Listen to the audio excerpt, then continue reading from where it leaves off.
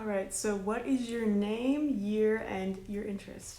Alright, my name is Allie Coleman. I'm a first year and my interest is energy and auras. I'm Isabella Bood. I'm a first year student and I'm interested in dreams and dream traveling. Andy Siegel. I'm a first year and my quirk is making friendship bracelets. My name is Stella Salisbury. I am a senior and I am really interested in leadership positions in theater. My name is Peachy. I'm a third year Johnston student and my interest is in death and spirit work. What's up? Okay, so I am Sav or Savannah. My interest is train hopping. My name is JP Vargas. My interest is in divination. Dinesh Changavi. I'm a first year and my interest is writing screenplays. My name is Jay. I'm a sophomore here at Johnston and I like to rock climb. My name is Rachel Faye Konevsky. I'm a freshman and my interest is in jewelry making.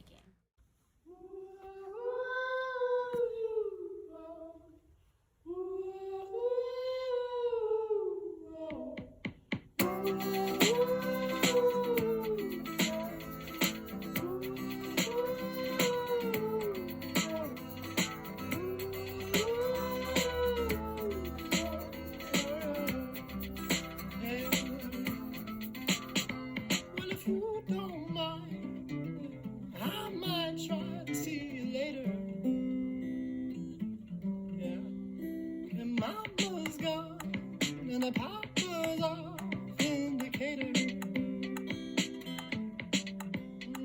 Well, now you got eyes and now you should see that I'm lonely. Anyway, I got eyes and I can see that you're coming. Tell me who's got one. First got into auras when I had like a spiritual awakening, and that kind of consisted of, it's kind of funny because I basically just woke up one day and like how I explain it is I just like knew too much. I kind of figured out that everything is a matrix. I kind of just view the world through auras and through energy. I kind of, every time I meet a new person, I think about what their aura could be and what that represents. I think that every aura is connected to a crystal that helps each person in a different way. There are certain crystals that I believe very much help my aura, and one of those I have right next to me is amethyst, because I have, like, part of my aura is indigo, and amethysts really help indigos. I had a crystal called moldavite. It basically just helps you travel between dimensions, and it is from outer space, so I feel like sometimes I'm more connected to like other dimensions and extraterrestrials, or aliens if you will. As crazy as that sounds, I realize. I feel like instead of lucid dreaming, I have like a different form in a sense, because there's like a conscious me when I'm dreaming that is aware and watching dream me in the world. And then there's also dream me, and I can focus in on either or at different times. Like, I've traveled into other people's dreams as well as have had the power and allowed them to travel into my dreams. Sometimes I more often than not see energy fields and aura fields rather than the person themselves. And also I've seen like crystals in my dreams. Like there's like mountain areas of my dreams where I'll climb mountains and find various crystals, like especially during times where I need a certain crystal, I feel. I definitely do a lot of healing and deep like diving into myself. So like once I've figured out like different parts of myself, like the sensitive areas, and like experiencing even things through dreams, like rather than just through the waking world. I discovered my interest in theater as a whole in the 6th grade when we had to do a passion project, and I wasn't really passionate about anything, so I picked something, and then it just kind of stuck, and I started doing shows, and then more recently got into like the production side of things, and just finished up directing my very first standalone show, which is exciting. What I do, which is like directing, music directing, producing, production manager, that kind of stuff. The behind the scenes type of work that isn't like acting or designing, but is still really, really important to making shows happen. So I directed She Kills Monsters for the Theater Arts Department. It was student directed. I had a departmental mentor, but every decision and all the research and everything was all done on my own. I really want to go into theater. I want to do theater that helps people, that either helps communities process something that happened to them, or helps people learn about something. I'm passionate about educational type stuff because theater is very accessible. So yeah, I don't know exactly where I'm gonna go, but that's the kind of stuff I'd like to do. I've been making them since 8th grade. I was a camp counselor at a sleepaway camp called Camp Manitoba, and I learned from there. I have this app on my phone called Bracelet Book, and they have a bunch of patterns that I follow on there. It keeps my hands busy. It's also a cool currency I can use for in exchange for goods and services from others. One time someone gave me a ride, and in exchange I gave them a friendship bracelet. When I was working at summer camp, I was iced out. I had so many friendship bracelets because I would trade them. I was a queen, honestly, at camp. Some people outside of Johnston asked for to buy friendship bracelets from me. So now I think I could just advertise it on my backpack or something and keep it going.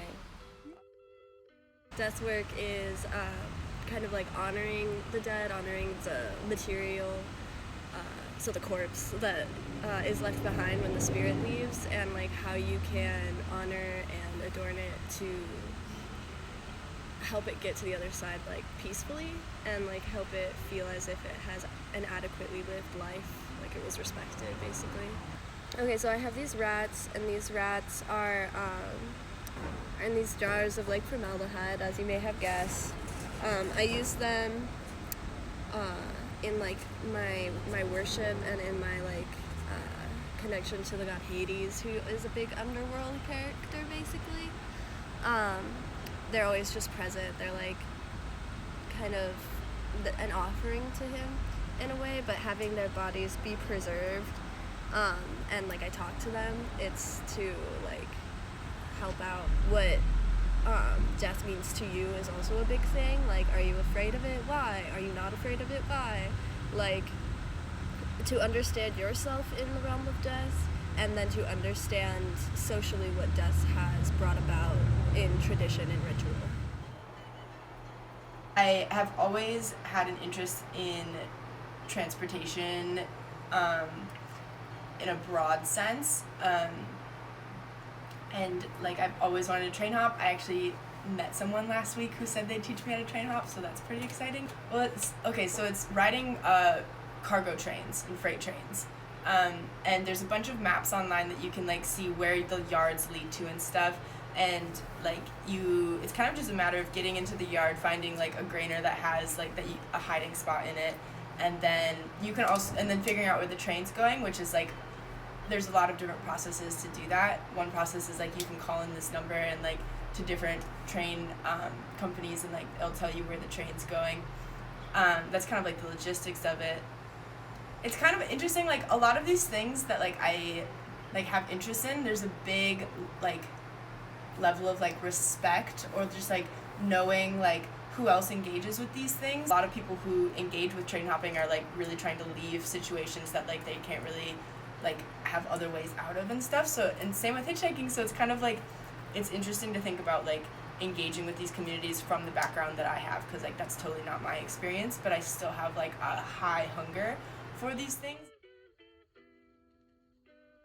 So divination is a practice in art in which I kind of use these specific tools, such as the tarot or the runes, in order to kind of reflect, meditate, and just kind of gather answers to questions I might have about my own life. It's a way for me to come in contact with my subconscious self. So tarot readings, they're read using a tarot deck. Whenever I'm doing a reading, I'll puzzle together the different meanings and kind of work them into how I am approaching this. I'll look for different perspectives, different like what they might be trying to like tell me, so to speak. So runes are little stones. They work very similar to tarot reading, except typically they have broader meanings, which makes it a little easier, a little more difficult to read. They're typically little stones that have symbols, and then each of the symbols has a different abstract meaning. Like you can either like take one from the bag, and then that would be like your answer, or you can like toss them down, and the ones that come face up are like the ones you read. But yeah, it works very similar, where it's just a different way of interacting with myself.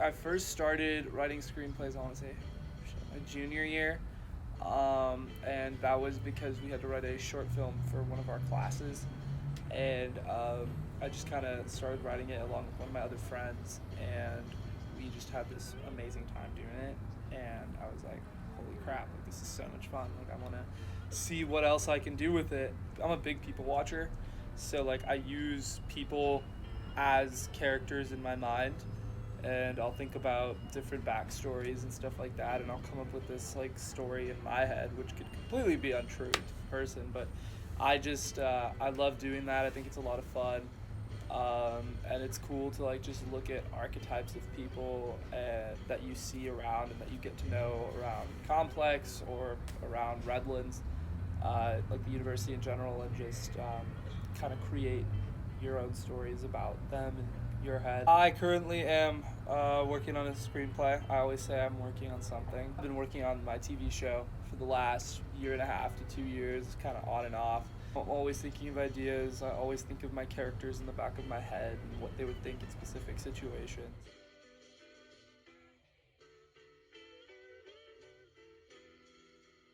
I first got into rock climbing, I think it was senior year of high school or freshman year of college. I watched the documentary Free Solo. I really fell in love with it from there, and I went out and got a climbing membership. Really, for me, it's less about the location and more about just enjoying the experience and being with people that I care about. I like the feeling of progression and the push towards, it sounds a little narcissistic, but the push towards perfection. Like, to be able to get across this wall, like back and forth, you have to spend a lot of time, or at least I have to spend a lot of time figuring out the best route to go across it, which holds to hold, like where to tighten, when to move, how to move, and it's not easy, and it hurts, and it's really engaging for basically all of your muscles. I appreciate that I can watch my progression over time. Like the first time I got on this wall, I couldn't do shit, but now it's been a year or two, and I can make it from one side of the wall to the other like 4 times without touching the ground, and just seeing that feels really good. My mom taught me how to use bead jewelry when I was really little because she makes jewelry, but I started making it myself like second semester of my senior year because I wanted to get more creative with my own jewelry, so I started making some for myself, and then I realized that I could make some for my friends and actually like sell some of them because I was making a lot of them. I get them from a lot of different places. Some of them are children's toys, or a lot of them are children's toys, but from Michael's, from Target, from Dollar Tree, from like nature sometimes. Like I've like collected things from around before, Legos from where I used to work at Legoland. Just really like wherever I'm like, this could be an earring, and then I make it into one. I sort of let things find me, but it's also like this is something I would want to wear, or maybe other people would want to wear it. So like I see it and I'm like this could like not only like be like on a wall, it could also be like jewelry. No, making eyes making me stare. Well, I don't know your name, but can I call